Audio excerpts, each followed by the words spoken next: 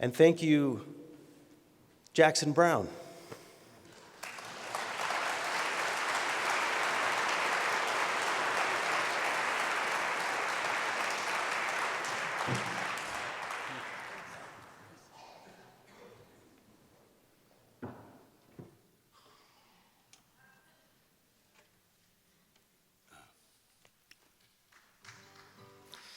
I'm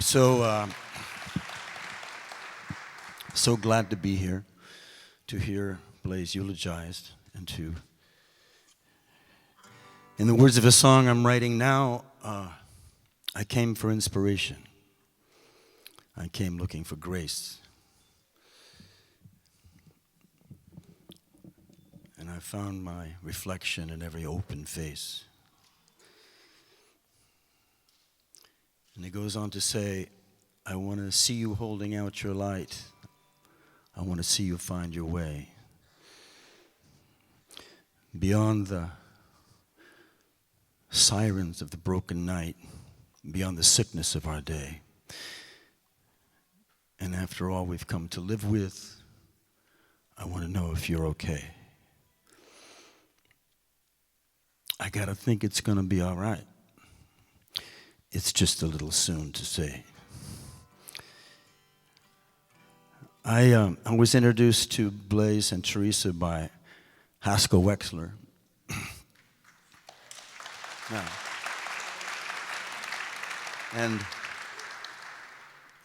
And though I didn't travel to Nicaragua with them, we were traveling to Nicaragua pretty much the same time, and we found ourselves at a lot of gatherings. I heard Blase speak many times, and occasionally was asked by he and Teresa to sing in the streets of Los Angeles. Always a great, inspiring and stirring. This is a song this was a song that comes from the Solidarity for Central America movement, and I want to sing it for Blase and Teresa. This is a song that I didn't sing for a while. One of my sons, my youngest son, came upon it and said, you should start singing this song again. This song is not just about Central America, but it's about what's going on today, too. Oh, wait. Just a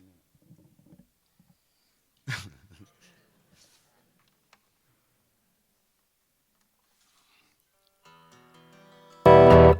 Okay, let's turn that down a bit. There we go.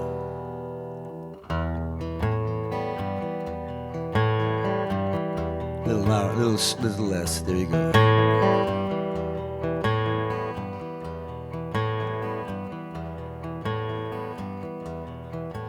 I've been waiting for something to happen, for a week or a month or a year, with the blood in the ink of the headlines and the sound of the crowd in my ear.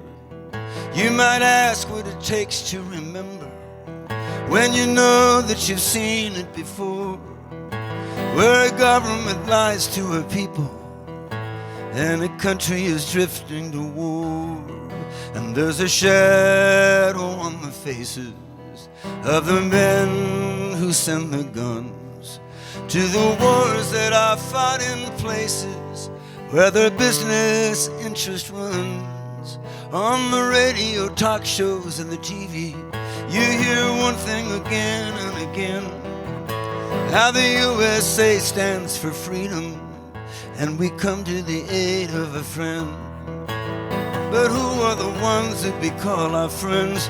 These governments killing their own, or the people who finally can't take anymore, and they pick up a gun or a brick or a stone, and there are lives in the balance. There are people under fire.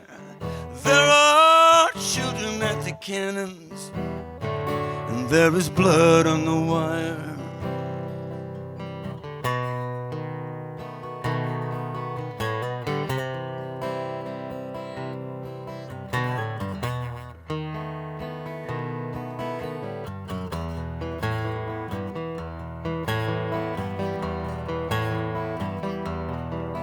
There's a shadow on the faces of the men who fanned the flames, of the wars that are fought in places where we can't even say the names.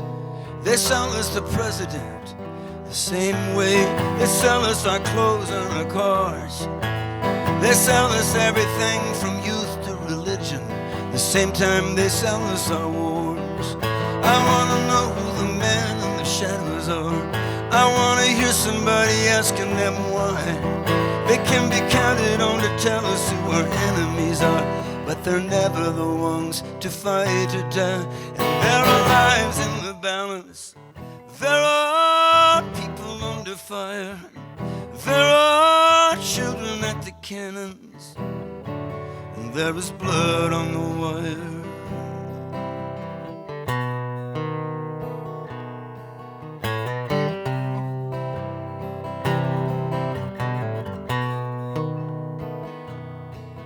There are lives in the balance, people under fire, children at the cannons. They're all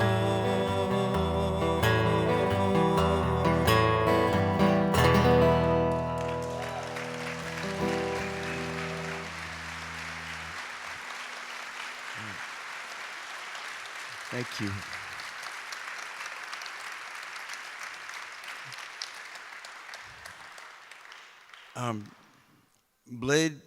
Blase led by example, and he was a tremendous inspiration to me. I think the first I heard of Blase was that famous occasion when he turned the tables on Wally George. I heard about it and it spoke to me, you know. And I was sort of amazed that when I met him, he was such a gentle person. I thought, that's right, that's the way to be. And he was humble and gentle, musical. He once sent me a copy of his Gregorian chants, which was great. So, anyway, this is a song I want to sing for him and for all of us.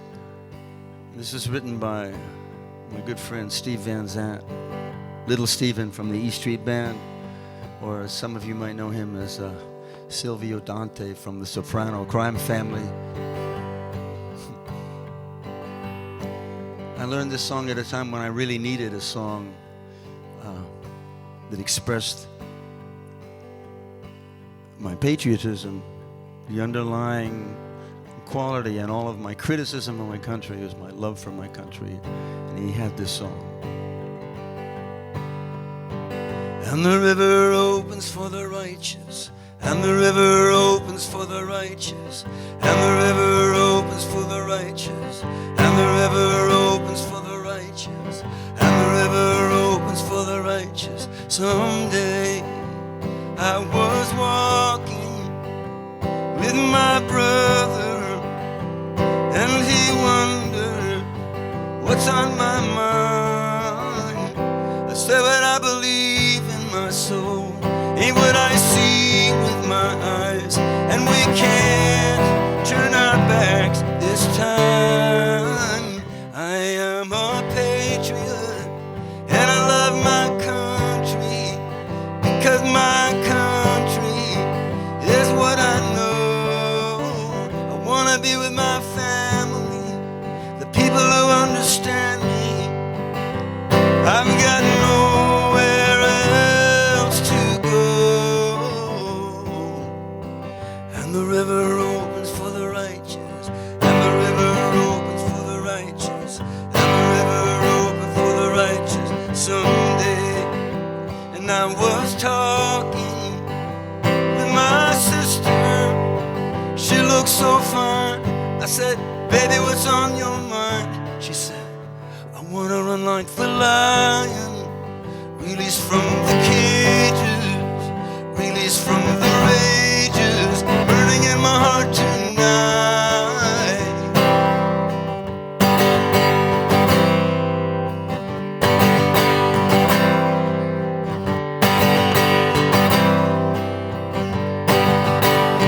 And I ain't no communist, but I ain't no capitalist. maybe I'm a socialist. And I ain't no imperialist, and I ain't no Democrat, and I ain't no Republican, and I ain't no racist, and I ain't no misogynist, and I ain't no homophobe, and I ain't no xenophobe, and I ain't no war maker, and I ain't no climate denier, and I ain't no family separator.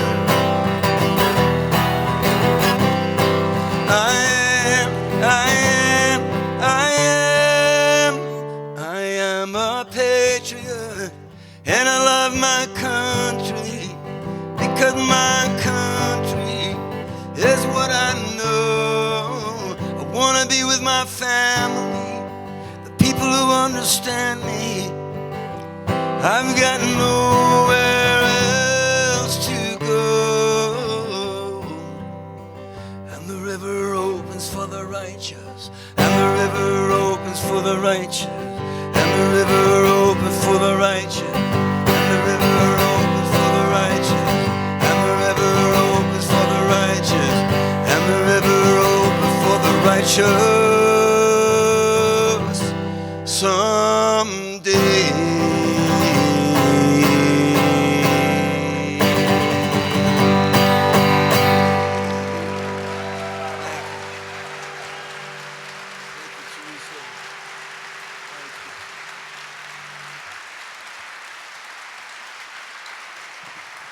Thank you. It's so good to be with you today.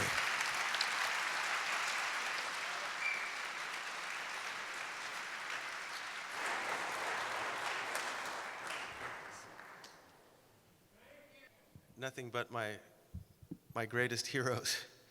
This is an amazing experience. And to continue, so we go from there to the Senate. Senator Maria Elena Durazo, please come forward. Thank you for coming.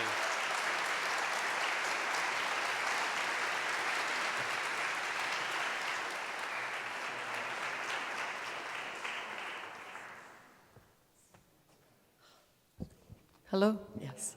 Thank you. Thank you very much. Wow. It's so great to be here. Thank you very much. My heartfelt love for my sister, Teresa, and your children and grandchildren as you move forward with your broken heart. I'm truly honored to share a few thoughts about my friend, Blase Anthony Bonpane. He and Teresa together have inspired me for decades. I don't remember the very first time that I met Blase and Teresa, but it seems as though they've just been merged into my life. I do know that he has blessed me with fierceness and compassion, and that's been very important in my life. Blase was a peace and justice organizer. He taught me that you cannot have one without the other. Now, I know that we have just gotten used to using those words, peace and justice, and we sort of say them as a slogan, but sometimes we don't stop to think about what it really means in our work. We are led so many times to believe that there are two separate movements, and someone mentioned a little while ago about the environmental movement and the justice movement or the international peace movement. Well, because of my background, you'd have the peaceniks and anti-imperialists over here and the bread and butter labor movement over here. But he instinctively taught us and taught us to fight for one single movement. One single movement. He inspired me to look for those connections in the work as I was doing it. So what did the atrocities and the struggle for peace in Central America have to do with fighting the Hyatt or New Otani hotels in Los Angeles? What did U.S. foreign policies and American trained military forces in Guatemala have to do with the food service workers at USC? Well, they were intimately tied together.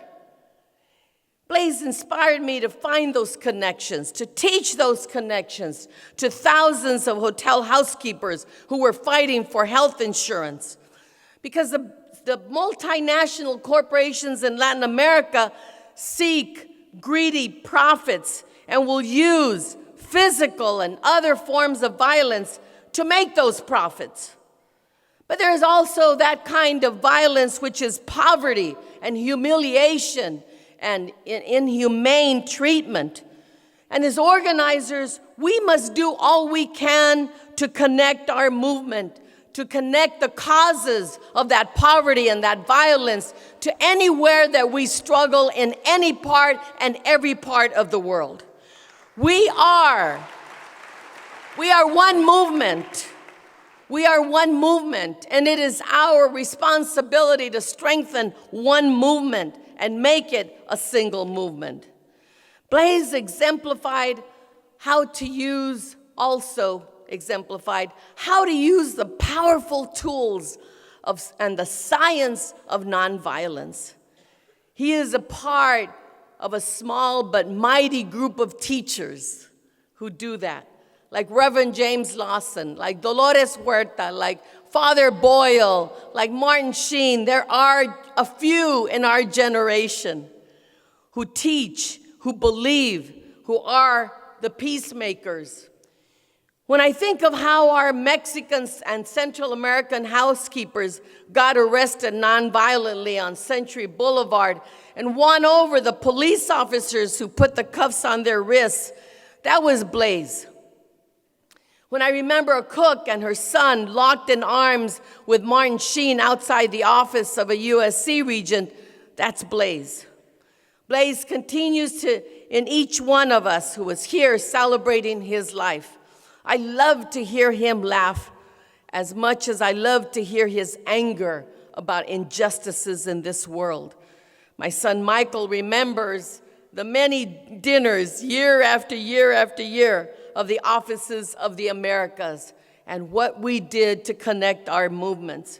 Last week, the California State Senate, we adjourned in his memory because I felt that his words and his experience and his life has to be known in places that we don't normally hear about his life. I introduced a bill that would allow and require our state attorney general to investigate the death of anyone in civil immigration detention centers.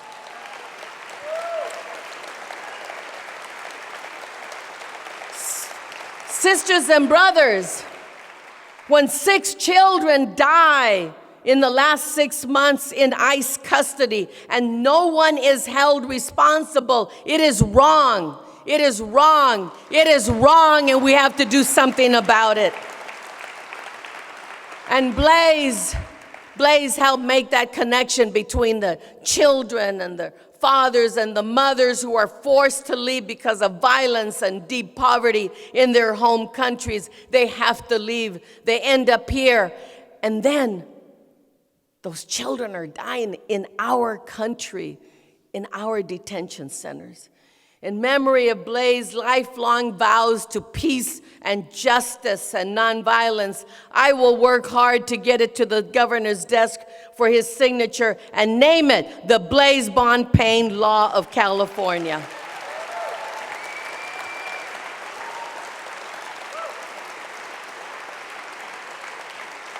Teresa, and I say to my sister Teresa, I experienced a similar loss several years ago.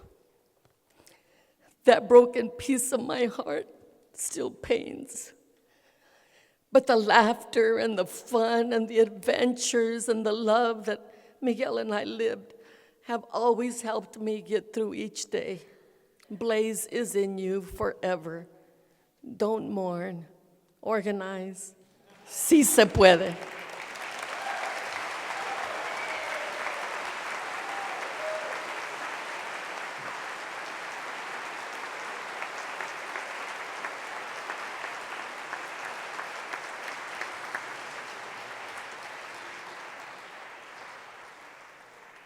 Thank you. Now from an old friend of my father's, David Clennon. Please come forward. Blase Anthony Bonpane.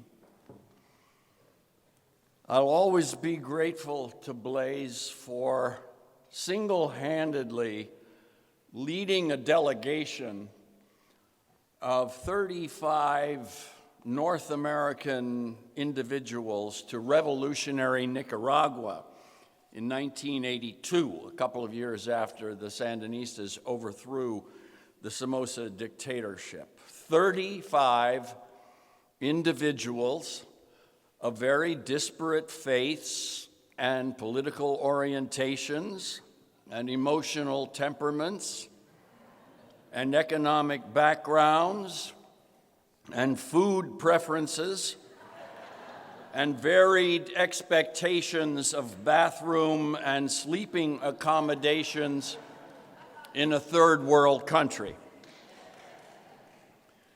And Nicaragua was beginning to suffer the agony of counter-revolution, a civil war provoked and financed by Ronald Reagan. So it's hard to imagine a greater challenge to any tour guide anywhere in the world. And it's hard to imagine a better guide to the early Nicaraguan revolution. Thanks to Blase, I learned firsthand about life in the third world and how it could be transformed by dedicated and idealistic people of all ages and backgrounds.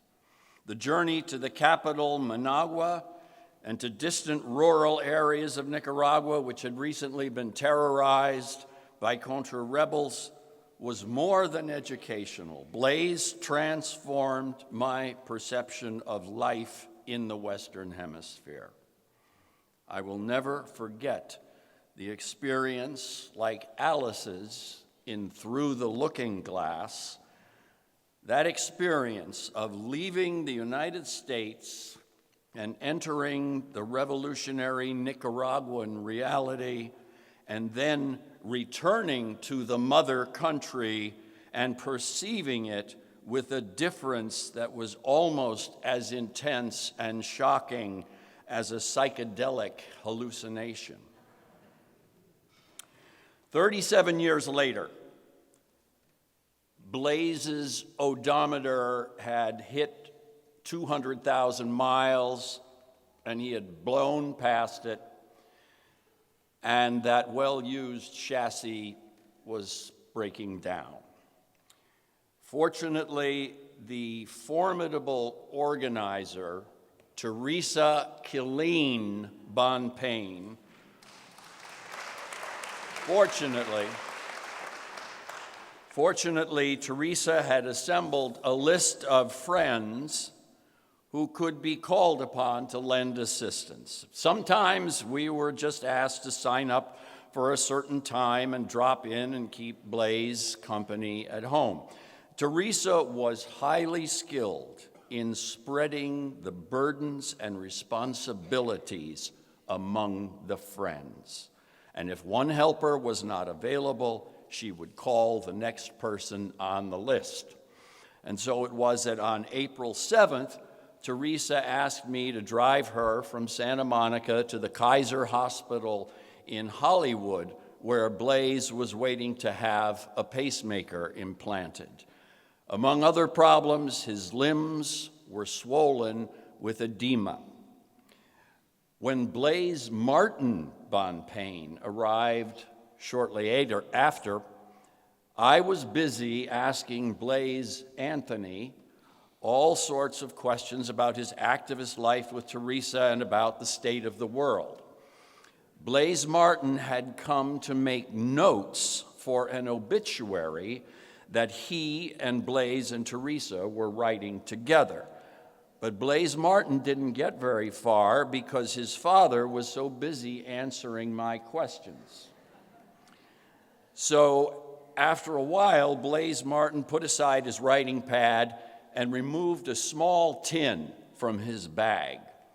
The tin contained a medicinal ointment, and while I rattled on, Blase Martin began to rub the ointment over Blase's swollen feet. He massaged them thoroughly, stimulating the skin and muscles and saturating his father's feet and ankles and calves with the soothing medication. And then, as Blase continued to answer my questions, Blase Martin moved to his father's hands and forearms, which were even more swollen. With skill and care, Blase Martin was giving his father relief and comfort, the son laying healing hands upon the father accepting his son's ministration while answering questions from a curious friend. The son was performing one of those acts which the church calls the corporal works of mercy, taking care of the bodies of our afflicted fellow beings. When Blase finished treating his father, the father made one last comment about the church's fatal decision during the Lateran Council of 1059, the fatal financial decision to forbid priests from marrying and having families. With that, it was time for Blase to sleep and time for us to leave. Blase was calm, relaxed, and lucid. His hands and feet were shining. About 12 hours later, with his family at his side, he passed on. Blase Anthony Bonpane, presente.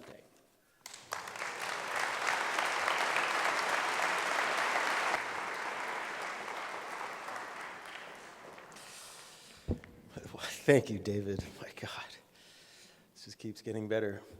And to continue with that trajectory, my dear friend Oscar de la Torre.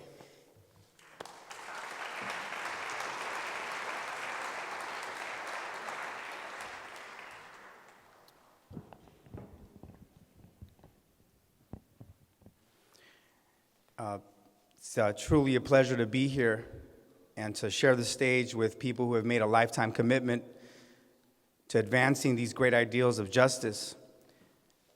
And we've been able to hear many people speak today. And I know that's why many of you are here today, because you've also made a lifetime commitment, like Blase, to eradicating poverty and ensuring that oppression is addressed in our society.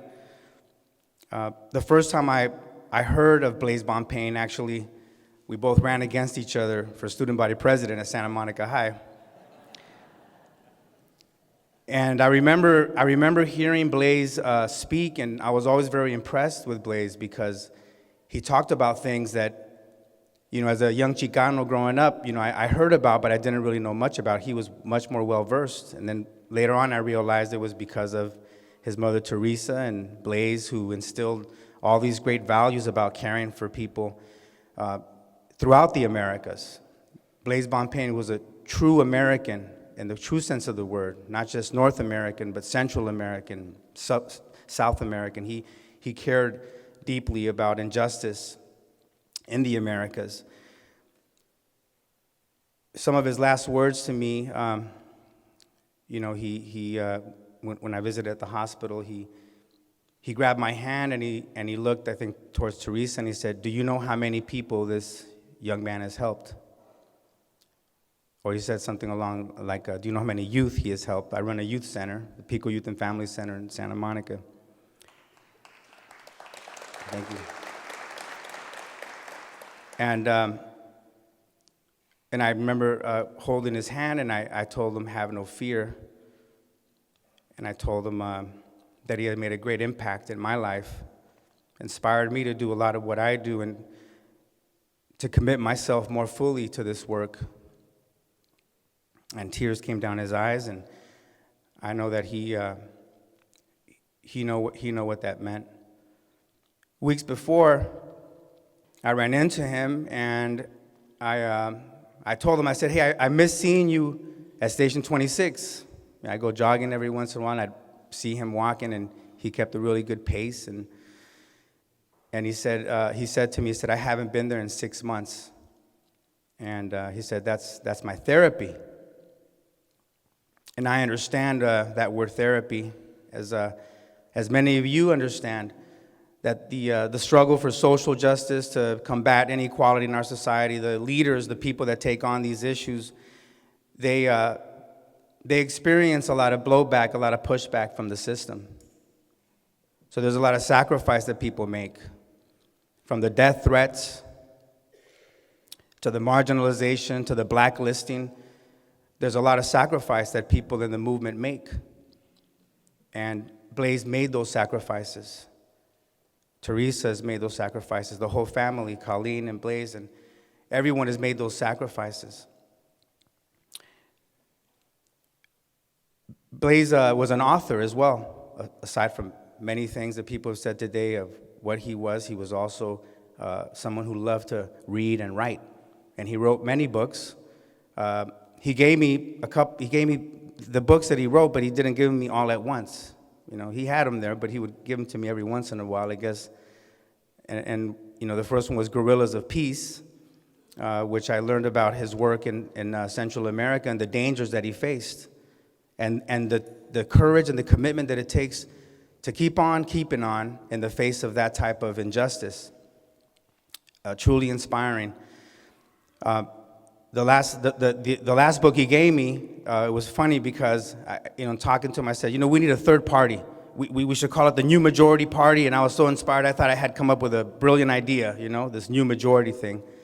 And he gave me the last book, and I took it home, and as I read it, right there in the words, he recommends that we should have a third party called the New Majority Party. He didn't say anything, when I told him. He just told me it's a lot of work, it's a lot of hard work, but he gave me the book, read about it. So I'm happy to be here with my family, Teresa, Colleen, Blase, and John, and all the children. You are our family. You have inspired us. You continue to inspire us, and know that our love will be there, and Blase will be in us, and in his memory. We must continue to do this great work, to make this a better city, a better state, a better country, a better world. And in Blase's memory, we should all work to support the work of the Office of the Americas, support the work that is still ongoing. Yes, for sure.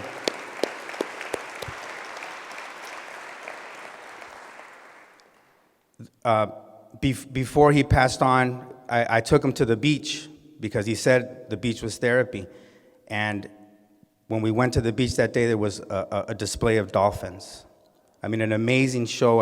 I've seen the dolphins many times, but I've never seen them behave the way they behaved that day. It brought smiles, a lot of smiles to him, and he was very excited. So anytime that you see the dolphins in the Santa Monica Beach, think of Blase Bonpane. He's there. Thank you. God bless. Very well-deserved and lucky for all the students at the time. Oscar won that election, and congratulations again.